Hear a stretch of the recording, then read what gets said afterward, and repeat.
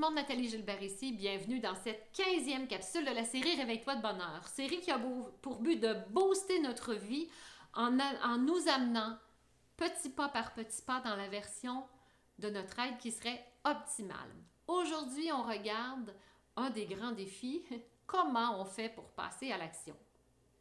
En fait, ce que j'ai envie de vous partager, c'est l'idée de s'en aller dans notre 5%. Si vous n'avez pas vu la capsule d'hier, je vous invite à la revisiter pour comprendre c'est quoi ce 5%-là.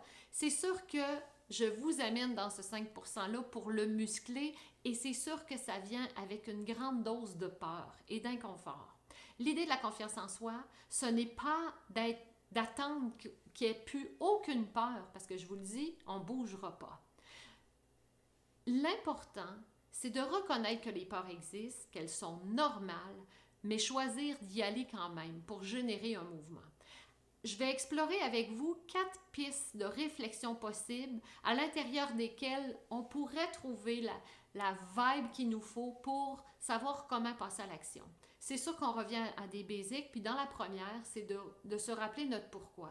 Pourquoi c'est important pour nous d'être à la poursuite de nos rêves? Pourquoi c'est important pour nous d'être dans notre version optimale?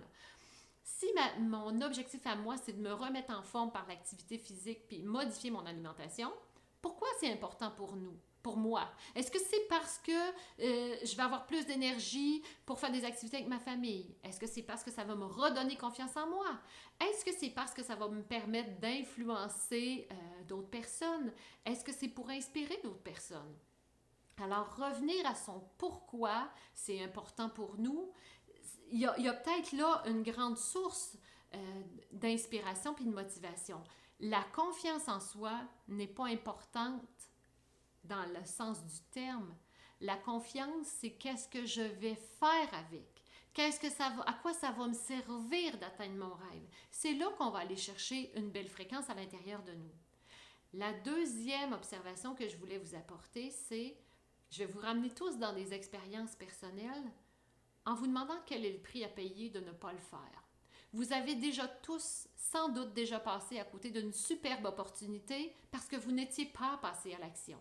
Et je suis persuadée que le résultat de ça vous a amené dans de grands regrets. Et plus les regrets sont élevés, plus ça va me coûter cher énergétiquement de me remettre à niveau par rapport à ça. Donc, vous connaissez le prix à payer de ne pas passer à l'action. La question que je vous pose, puis ce que je vous invite à avoir, c'est qu'est-ce qui est le pire dans tout ça? Selon moi, vaut mieux avoir des petites contractions avant que de gérer des regrets qui viendront après. Alors, mettez-vous dans cette énergie-là et ça va peut-être vous donner l'élan nécessaire pour trouver le comment passer à l'action. La troisième chose que j'ai envie, c'est si on imagine le pire, là, si je passe à l'action, là, c'est quoi la pire des choses qui pourraient m'arriver? Puis une fois qu'on a identifié quelle serait la pire des choses qui pourraient m'arriver, demandez-vous, est-ce que ce pire-là qu'on anticipe est plus difficile à gérer que tous les regrets que je vais avoir si je ne passe pas à l'action?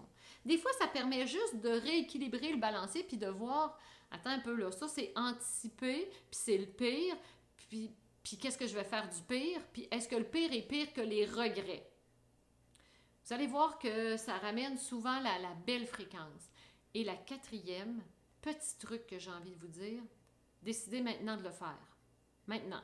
OK? 1, 2, 3, go, bang, on le fait. Pourquoi? C'est parce que si vous prenez trop de temps avant de passer à l'action, vous avez le temps de laisser vos circuits neuronaux limitants se réactiver. Et là, ça nous met tous sur le frein. Alors, allez-y de la vibe. Vous êtes dans la vibe. Vous le sentez bien. Vous le voulez. Vous savez pourquoi. Vous savez ce que ça va vous apporter. Vous avez le goût d'être dans cette énergie-là. 1, 2, 3, go. On fait l'action.